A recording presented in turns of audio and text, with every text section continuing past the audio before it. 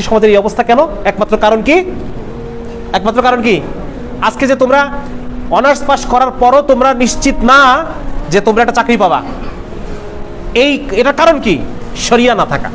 আজকে শরিয়ত যদি থাকতো তাহলে আজকে এই চাকরির অভাব হতো না মানুষের। হ্যাঁ, কারণ ইচ্ছাকৃতভাবে চাকরির সংকট তৈরি করা হয়েছে। এটা তোমরা বোঝো? ইচ্ছাকৃতভাবে চাকরির সংকট তৈরি করা বোঝো? কিভাবে বোঝো? যেমন ধরো, প্রাইমারি স্কুলে ৪৫,০০০ নারী শিক্ষিকা নিয়োগ দেওয়া হয়েছে। আমার কথা বুঝে আসতেছে? এই নারীর উপরে কি অন্য কোনো পরিবার নির্ভরশীল? নারীর কি পরিবারে খরচ করা বাধ্যতামূলক? এই জায়গায় যদি ৩৫,০০০ পুরুষকে চাকরি দেওয়া হতো তাহলে কি হতো? ৩৫,০০০ পরিবার ভরণ পোষণ, পরিবারের ব্যবস্থা হয়ে যেত ৩৫,০০০, নাকি? আমার কথা বুঝে আসতেছে? তাহলে এইভাবে বেকারত্বকে টিকায় রাখা হয় যাতে করে মানুষ অল্প বেতনে কাজ করতেও প্রস্তুত থাকে।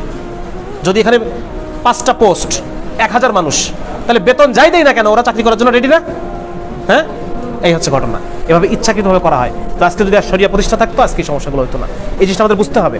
এবং তোমাদের যেহেতু তখন কম বয়স, তোমরা ইসলাম নিয়ে আরো পড়াশোনা করবা, ঠিক আছে ইনশাল্লাহ?